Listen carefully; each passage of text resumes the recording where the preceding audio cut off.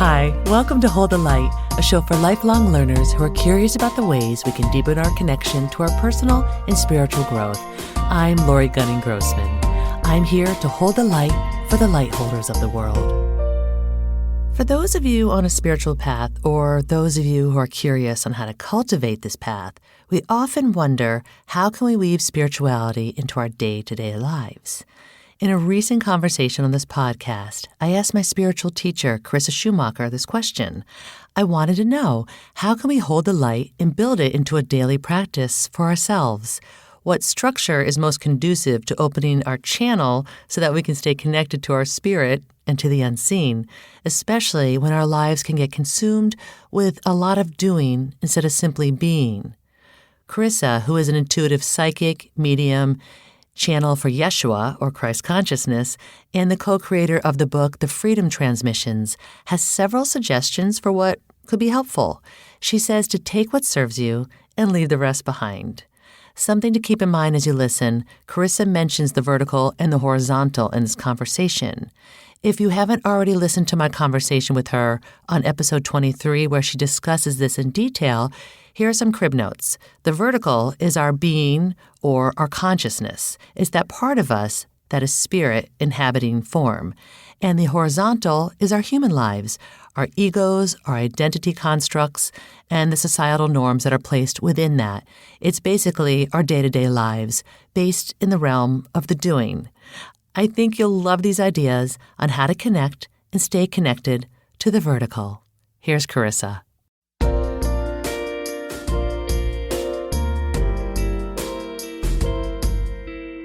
I would assume that many that are listening either are already very intuitive or empathic beings, but those that are not, if they are still with us right now, if you're still here right now, there is a curiosity or a foundation of something that is rooted within you.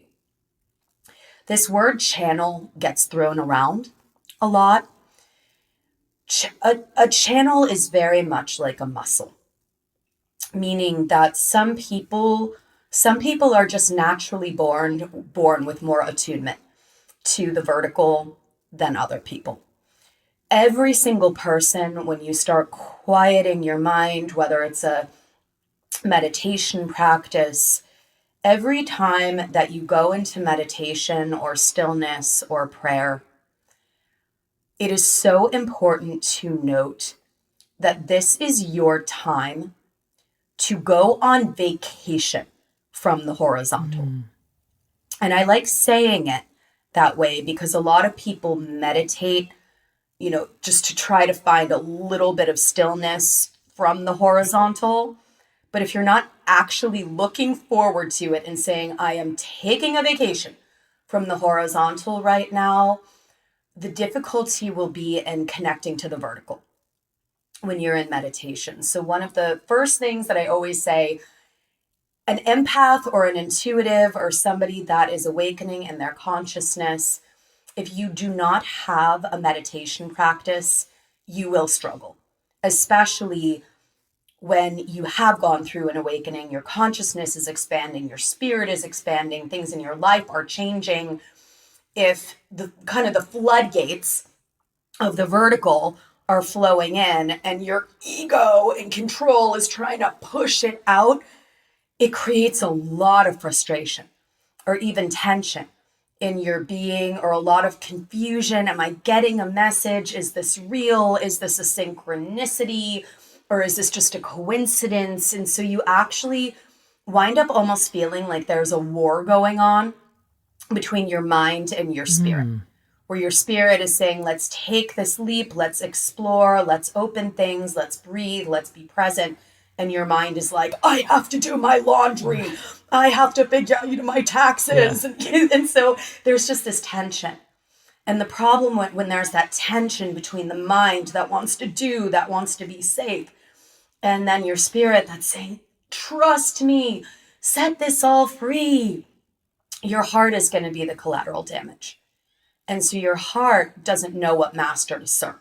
Whether your heart is going, heart palpitations, I'm going to be a servant to my mind that is stressed and wanting me to do all of these things, or whether your heart is going to be the servant to your spirit.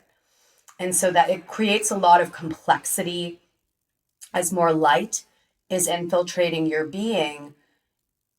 If you don't have a practice where you are able to actually, even if it's just for 10 minutes a day, center yourself, close your eyes, and go home. I remind people that we really have the best of both worlds as human beings. We get a horizontal life where we get to explore in a forest and share stories and cry and experience love and grief and the smorgasbord of it all. But we also can go home whenever we want to.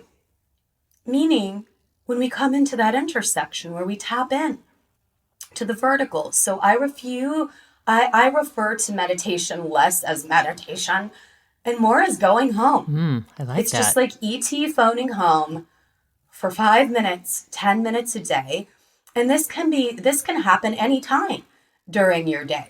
If you're in a super stressful situation and people are disrespecting your boundaries, or you're just feeling murky and unclear, that is a huge warning sign from your discernment, your healthy integrated shadow saying, whoa, check in, come home. And what that does, it allows you to anchor yourself in the present.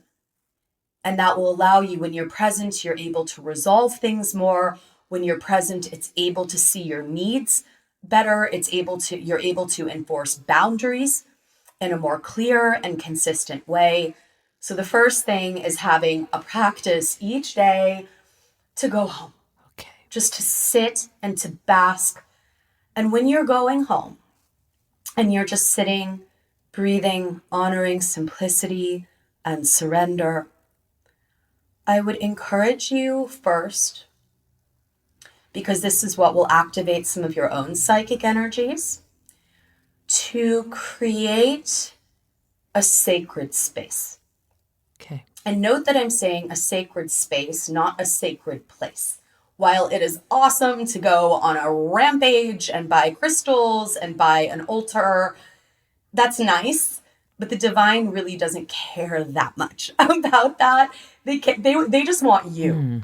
And so what I'm saying is to create a sacred space within yourself. This sacred space can be a place from your childhood that felt like home. It can be a space in nature. Maybe your spirit or maybe your guides will reveal the sacred space to you. I love For me, this. Yeah.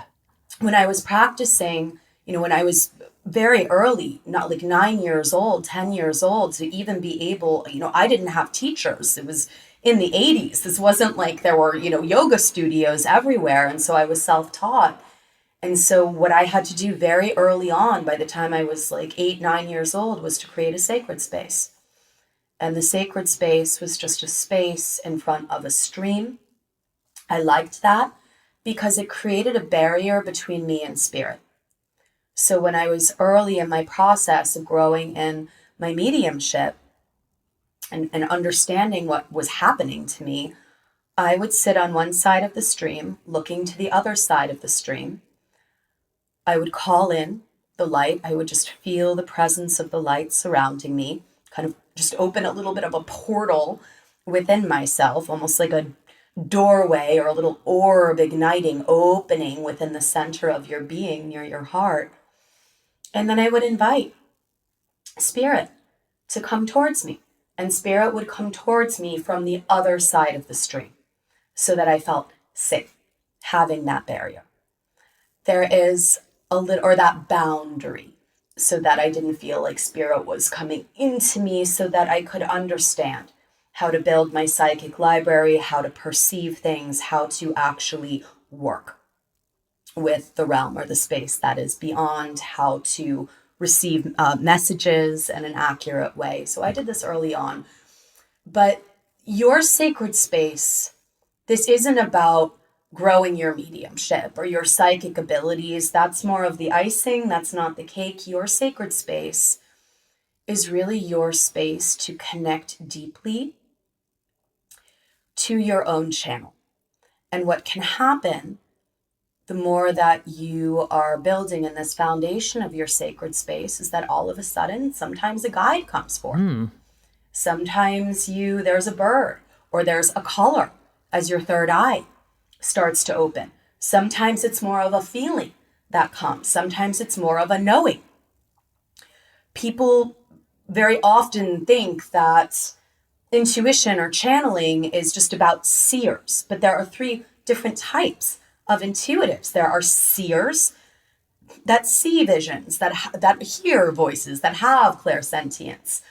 But then there are also people, very powerful practitioners, that are feelers, where it's not all of the colors and the visions, but they feel something very powerful around them, within them.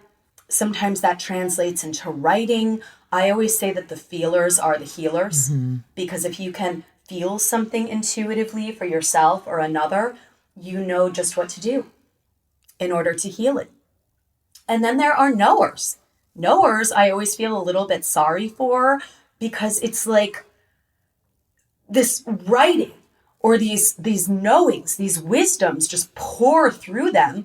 You know, they're just writing in a journal and it's just transformational wisdoms, but they don't know where it comes from because they don't get the visions and some of the feelings. And so very often knowers can kind of second guess themselves, saying, am I just making this up? Am I channeling this? Who am I channeling? And really, it doesn't matter. It really, you're channeling the one consciousness. The one consciousness, that is it. It's flowing from you. It's emerging from you. And so in your sacred space, once you develop it, this is the space that really is the home for you. And it's also kind of like on a little map, when you put a little tack into a map, it's also a space on a consistent basis where spirit can find you. Because you don't want to have your channel open all day, every day. Like going into a business meeting or going to the grocery store with a wide open channel. Right. It's too much. Right. When those floodgates start to open. And so for me, my great-grandmother was a very famous medium, incredible abilities in the Netherlands. And she was also a milliner. She wore hats. So any time that she would leave the house, she would put on a hat. And that was her way of saying, I'm not open right now. I need to go about my life right now. Spirit, don't bother me right now. I've developed something called office hours when it comes to spirit. Okay. Meaning there are certain portions of the day that my channel is open and other periods during the day where I'm like, unless something's an emergency, I need to handle emails or my actual physical life. So the sacred space, this is just a space to explore. It's a space of freedom. It's a space not to think, but daydreaming is welcome. And whatever needs to be revealed to you will be revealed to you. But what I see happen sometimes is that someone goes to their sacred space for approximately 3 days and they don't get the massive downloads and revelation. And all of a sudden, this doesn't work. I'm not an intuitive, I'm doing this wrong. Consistency is hugely, hugely important. Okay. Because not only do you need to trust consciousness and how it emerges through you, but the divine also needs to trust that you're going to be consistent. Not in getting everything right, but at least consistent in terms of being more present within your life. Obviously, diet is a big part of things to structure within your channel, but I am not one of those practitioners that is all puritanical, where it's like an hour of meditation in the morning, an hour of yoga, eating hemp, going back to yoga. I'm never, that's not that was not Yeshua's way. Even within his human life, he was not running around telling people what they were doing wrong and what it was that they were supposed to do. Right. And I have that. I've been this way even before he birthed in my channel. For many, many years, it's about what feels right for you in order for you to connect. And of course, we all have very different life structures. I will add two different things, however, before I complete this chord. Yes. Nature. Nature. Mm-hmm. Whether it is mountains, trees, nature, as well as having the right teacher or person to guide you along the way. Finding the right guide is so, so helpful. Yeah. And this doesn't necessarily need to be someone that you pay.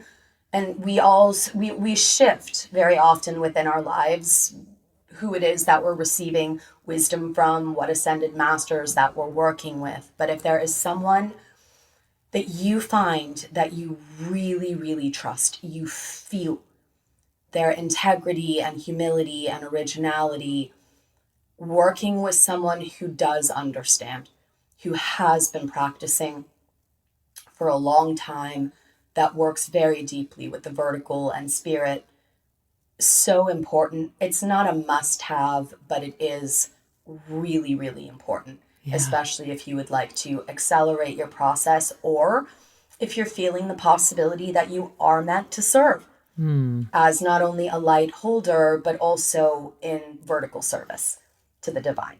So as a healer or a speaker that is genuinely helping others to transform in their consciousness.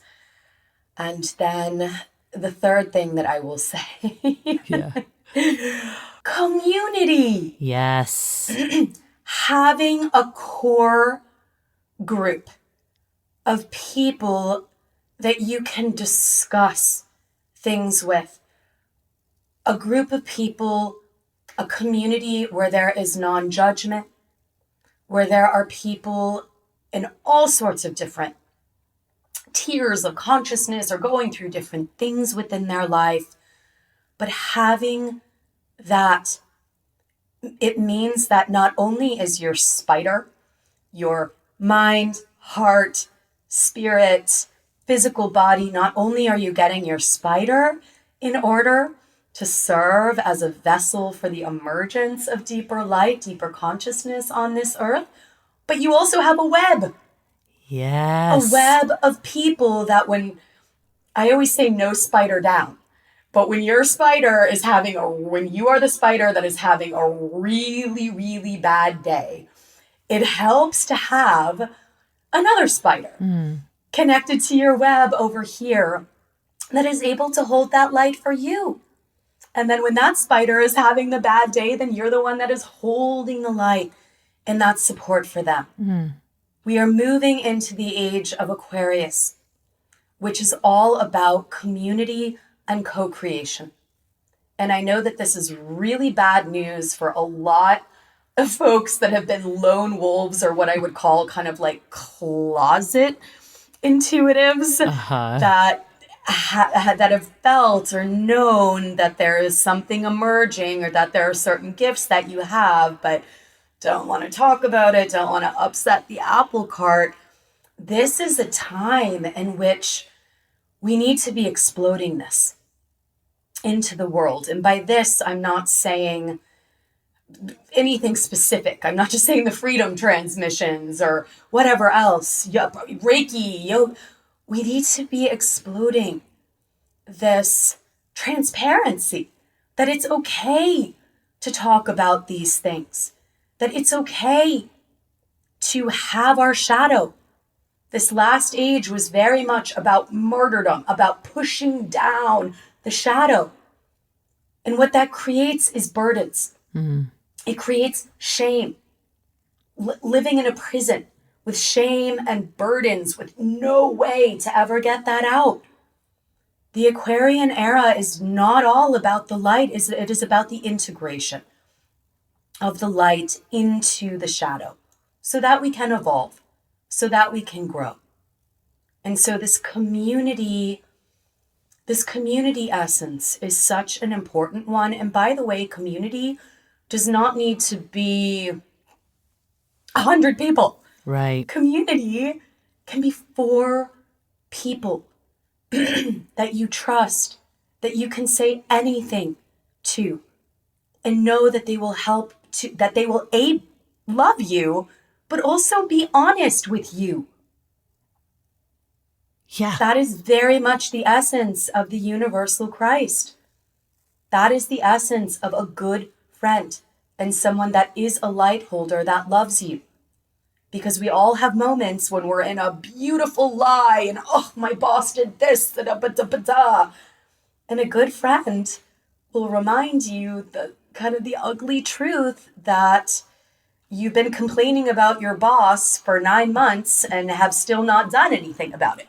I'm just using that one as an example with regards to the authenticity of friendship, because of course that is what the divine does for us.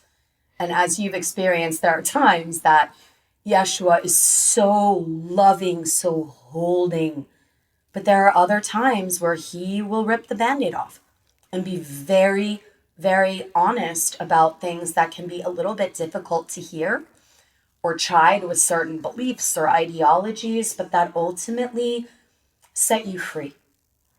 That's right. So yes, we delved into many different tangents and talking about the structure of one's day, but community, connection to nature, having the ability to drop back in, to drop home, to phone home, to create a sacred space within yourself so that you actually have a container to hold the light. Those are all some of the things that are so simple, yet can shift your entire perception of life around you. To listen to my full conversation with Carissa Schumacher, which of course I highly recommend, visit the show notes or find episode 23 here on Hold the Light podcast. And to learn more about Carissa, visit her website, thespirittransmissions.com. There you can find out about her journeys, her book, The Freedom Transmissions, and other work that she offers. Thanks all. Keep holding the light. Thank you for listening to Hold the Light. For more information about this episode and the topics discussed, visit our show notes or find more at holdthelightcollective.com or on Instagram at holdthelightcollective. This podcast is produced by me, Lori Gunning-Grossman. Jonathan Grossman is our co-producer and all-around sound guru. He also wrote the original music. This podcast is recorded and mixed at Night Shift Audio in Los Angeles, California. Finally, if you like the show, please rate, review, and share it with a friend. Let's share the light with each other.